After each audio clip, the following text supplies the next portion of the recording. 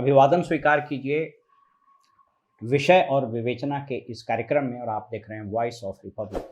आज हम लोग जिस विषय पर चर्चा करेंगे, यह विषय बहुत महत्वपूर्ण है और चुनाव से संबंधित है। गुजरात के सूरत पार्लियामेंट्री कॉन्स्टिट्यूएंसी में जहां से बीजेपी के कैंडिडेट मुकेश दलाल निर्विरोध चुने गए हैं, वो कैसे चुने गए हैं, और कांग्रेस के जो कैंडिडेट ऑफिशियल कैंडिडेट थे नीलेश कुंभानी, उनका नॉमिनेशन कैसे रद्द हो गया, इस पर पूरी विवेचना कानून के दृष्टिकोण से और इलेक्शन रूल के दृष्टिकोण से हम लोग करेंगे। मेरा यह प्रयास है आपको बताने का कि कौन सी प्रक्रिया, कौन से नियम, कौन से कानून इस पूरे परिप्रेक्ष्य में परिधि में आते हैं। पहले सीक्वेंस ऑफ इवेंट्स को समझ लीजिए। सूरत पार्लियामेंट्री कॉन्स्टिट्यूएंसी से अन्य वोटर्स के अलावा, अन्य कैंडिडेट्स के अलावा मुकेश दलाल बीजेपी से और नीलेश कुंभानी और एक और उनके डमी कैंडिडेट ने नॉमिनेशन फाइल किया। नॉमिनेशन के संबंध में कुछ बेसिक जानकारी अगर आप समझ लेंगे तो आपको इस विषय को समझने में आसानी होगी। नॉमिनेशन के संबंध में यह स्पष्ट है कि जो रिकॉग्नाइज्ड स्टेट या नेशनल पार्टी होती है उसको सिर्फ एक प्रपोजर की जरूरत होती है, प्रस्तावक की, और नॉमिनेशन फाइल करने के लिए कैंडिडेट स्वयं या प्रपोजर या दोनों जा सकते हैं। यानी प्रपोजर का, इवन कैंडिडेट का भी नॉमिनेशन में जाना अनिवार्य नहीं है, जैसा कि आप कैंडिडेट्स एफिडेविट नोटबुक में रूल 3.9.1 पढ़ सकते हैं। ये वेबसाइट पर उपलब्ध है, चुनाव आयोग की प्रक्रिया दी हुई है। लेकिन इसमें लिखा हुआ है कि एडवाइस दिया जाता है कि कैंडिडेट को स्वयं उपस्थित रहना चाहिए ताकि बाद में कोई समस्या ना हो। इस मामले में जब नॉमिनेशन हैंडओवर किया गया रिटर्निंग ऑफिसर को, इनके एफिडेविट अपलोडेड है वेबसाइट पर, आप जाकर देख सकते हैं, तो उसके बाद बीजेपी के कैंडिडेट के इलेक्शन एजेंट वह व्यक्ति होता है जो कैंडिडेट के बिहाफ में बहुत सारा स्टैट्यूटरी काम भी करता है, और प्रत्येक कैंडिडेट के लिए सिर्फ एक इलेक्शन एजेंट मनोनीत करने का अधिकार है, और वो चुनाव आयोग और चुनाव के जो रूल्स हैं, conduct of election rules, RP act वगैरह, हम सबका प्रोविजन है। तो मिस्टर जुधानी करके जो इलेक्शन एजेंट थे बीजेपी के, उन्होंने रिटर्निंग ऑफिसर जो सूरत जिले का कलेक्टर भी है, उसके समक्ष आवेदन दिया कि कांग्रेस के जो कैंडिडेट हैं इनका प्रपोजर का दस्तखत फर्जी है। विवाद यहीं से शुरू हुआ। इसके बाद रिटर्निंग ऑफिसर जो इंडियन एक्सप्रेस या अन्य अखबारों में जो छपा है, मैं उस छपे हुए न्यूज़ के आधार पर बता रहा हूं। मेरा पर्पस सिर्फ ये बताना है कि इस प्रक्रिया को आम जन को जानना चाहिए और चुनाव आयोग को इस नियम में संशोधन की आवश्यकता पड़ेगी, क्योंकि यह जो हुआ है इसके कारण बड़े दूरगामी प्रभाव पड़ सकते हैं। तो कलेक्टर्स ने समय दिया और बुलाया उस प्रपोजर्स को। कैंडिडेट इलेक्शन के भी आए, कांग्रेस के भी कैंडिडेट आए, लेकिन जो प्रपोजर था वो उपस्थित नहीं हुआ। कांग्रेस के कैंडिडेट ने कहा कि उसको किडनैप कर लिया गया है।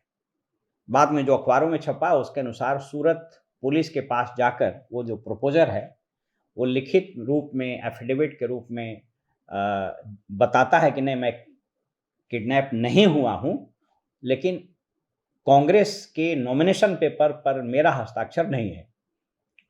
सूरत पुलिस ने इसको सूरत के कलेक्टर के पास, रिटर्निंग ऑफिसर के पास भेज दिया, और रिटर्निंग ऑफिसर कम डिस्ट्रिक्ट इलेक्शन ऑफिसर भी होता है, इस चीज को समझ लीजिए। तो इस मामले में जो डिस्ट्रिक्ट इलेक्शन ऑफिसर है वही रिटर्निंग ऑफिसर भी है, उसके पास ये सूचना आ गई, और डिस्ट्रिक्ट इलेक्शन ऑफिसर ने या रिटर्निंग ऑफिसर ने, जो मान लीजिए, उसने कांग्रेस के कैंडिडेट का नॉमिनेशन को रद्द कर दिया है। इलेक्शन के रूल के हिसाब से जो रिजेक्शन के कारण होते हैं उसको सार्वजनिक करना मैंडेटरी नहीं होता है। अब आप कहेंगे कि एफिडेविट को क्यों सार्वजनिक किया जाता है?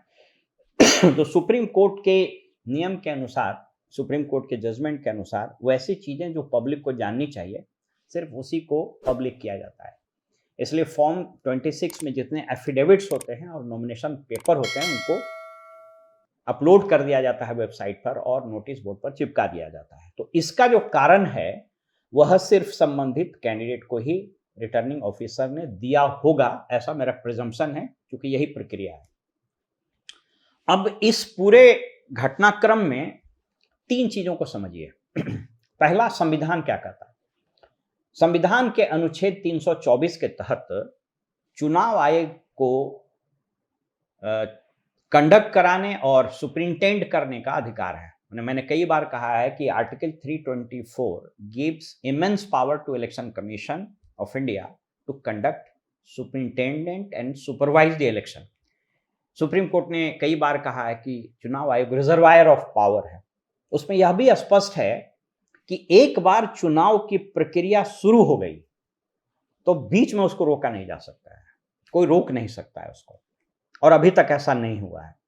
अभी हाल में बांका में भी एक घटना हुई थी। बिहार में बांका पार्लियामेंट्री कॉन्स्टिट्यूएंसी है।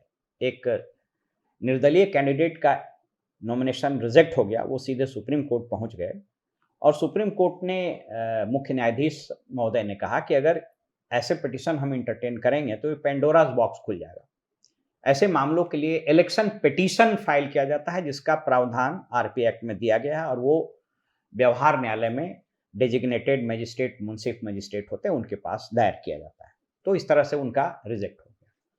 तात्पर्य है कि ये प्रोविजन क्यों किया गया। ये प्रोविजन इसलिए किया गया कि अगर चुनाव की प्रक्रिया शुरू हो गई और किसी ऐसे पिटीशन पर कोई कोर्ट आदेश कर दे और उस चुनाव को रोक दे, तो ऐसी स्थिति में देश में चुनाव कराना ही मुश्किल हो जाएगा, क्योंकि हर बार कोई आदमी पिटीशन लेके जाएगा और चुनाव की प्रक्रिया रुक जाएगी, और चुनाव की प्रक्रिया एक दूसरे से कनेक्टेड होता है। इसलिए प्रावधान किए गए। इसलिए आप याद रखिए कि once the process of election begins, उसको बीच में रोका नहीं जा सकता, उस प्रोसेस को नहीं रोका जा सकता। नंबर 2, इलेक्शन के जो रूल्स हैं और इससे संबंधित जो कानून है, RP act, conduct of election rules, ये सारे जो प्रोविजंस हैं वह पूरे प्रक्रिया को निर्धारित करता है, और उसमें बीच बीच में सुप्रीम कोर्ट ने जो जो जजमेंट्स दिए हैं उनको इनकॉर्पोरेट किया जाता है। तो अभी जो चुनाव आयोग के वेबसाइट पर affidavit, handbook of affidavit for candidates करके जो दिया हुआ, उसमें नॉमिनेशन की प्रक्रिया बताई गई। जैसा कि मैंने आपको बताया कि कैंडिडेट या प्रोपोजर या दोनों जा सकता है, यानी प्रोपोजर को जाना मैंडेटरी नहीं। इसी में यह स्पष्ट किया गया कि फर्ज कीजिए कि प्रोपोजर यानी प्रस्तावक, राष्ट्र रिकॉग्नाइज पॉलिटिकल पार्टी के मामले में सिर्फ एक प्रस्तावक और इंडिपेंडेंट के लिए 10 प्रस्तावक की जरूरत होती है। इसमें लिखा है रूल बुक में कि यदि प्रस्तावक अनपढ़ हो तब, तो अगर अनपढ़ हो तो रिटर्निंग ऑफिसर या उसके द्वारा अधिकृत किसी अन्य ऑफिसर के सामने वह थंब इंप्रेशन लगा दे या कोई लाइन खींच दे, वह भी माना जाएगा दस्तखत है, और उसको रिटर्निंग ऑफिसर या उसके द्वारा अधिकृत अधिकारी उसको अटेस्टेड कर देंगे। अब इस मामले में जैसे ही बीजेपी के इलेक्शन एजेंट ने कहा कि प्रोपोजर का हस्ताक्षर फर्जी है, तो प्रश्न ये उठता है कि क्या रिटर्निंग ऑफिसर को यह एसरटेन करने का अधिकार है। तो जितने रूल्स हैं, जितने प्रोसेस दिए हुए हैं, आरओ हैंडबुक्स भी दिए हुए हैं, इसमें कहीं बहुत स्पष्ट रूप से इसकी चर्चा नहीं है। अब आइए लॉ ऑफ द लैंड का। लॉ ऑफ लैंड में 2-3 बातें बड़ी महत्वपूर्ण है। पहला, burden of proof lies with the person who has levelled allegation. जिस व्यक्ति ने चार्ज लगाया है, बर्डन ऑफ प्रूफ उसका होता है, और बेनिफिट ऑफ डाउट हमेशा एक्यूज पर जाता है। इस मामले में बेनिफिट ऑफ डाउट कांग्रेस के उस कैंडिडेट के पास जाना चाहिए और इनको साबित करना चाहिए कि वो दस्तखत फर्जी है। अब जहां तक दस्तखत के फर्जी होने का प्रश्न है, एक सिविल ऑफिसर उसके लिए कॉम्पिटेंट नहीं हो सकता है। इसके लिए बकायदा प्रक्रिया है, और वो सिग्नेचर को जो एक्सपर्ट हैं वही बता सकते हैं कि सिग्नेचर फर्जी है या गलत है। अब कोई आदमी ये कह सकता है कि उसने तो पुलिस के सामने जाके कह दिया प्रोपोजर ने कि साहब हम किडनैप नहीं हुए हैं और वो दस्तखत मेरा फर्जी है। इस संबंध में आप जान लीजिए, सीआरपीसी की धारा 160 जिसके तहत पुलिस के समक्ष कोई बयान दिया जाता है, तो पुलिस के समक्ष दिए गए बयान का अदालत में या in the eyes of law कोई वैल्यू नहीं होता है। अब उनको दबाव में डालाया गया, प्रलोभन से दलाया गया, मैं लॉ की बात कर रहा हूं। इसलिए पुलिस के समक्ष उस व्यक्ति ने और प्रश्न यह भी उठता है कि पुलिस के समक्ष वो जाकर के क्यों दिया, जबकि कलेक्टर ने संडे को, नहीं रिटर्निंग ऑफिसर ने संडे को उसको उसके ऑफिस में उपस्थित होने के लिए कहा था, तो प्रपोजर रिटर्निंग ऑफिसर के पास उपस्थित क्यों नहीं हुआ? ये सारे प्रश्न हैं। इसको एडजुडिकेट करने का अधिकार रिटर्निंग ऑफिसर को इस पूरे रूल को देखने और प्रोसीजर को देखने से लगता है कि कहीं नहीं था। इसका मतलब है कि ऐसे मामले, मुझको स्मरण है, मैं एक जिले में रिटर्निंग ऑफिसर था, तो मेरे समक्ष किसी ने कंप्लेंट किया कि अमुक कैंडिडेट का एफिडेविट में दिया गया इंफॉर्मेशन फर्जी है। तो हमने उनसे कहा कि ये फर्जी है या सही है, इसको एडजुडिकेट करने का अधिकार तो हमको है नहीं as a returning officer. Affidavit में कोई व्यक्ति अगर गलत इंफॉर्मेशन भी देता है तो रिटर्निंग ऑफिसर को एडजुडिकेट करके और उसका नॉमिनेशन रद्द करने का अधिकार तो है नहीं। और अगर ऐसा शुरू हो जाए तो यहां चुनाव ही कराना मुश्किल हो जाएगा, और कदाचित इसीलिए प्रावधान संविधान में किए गए।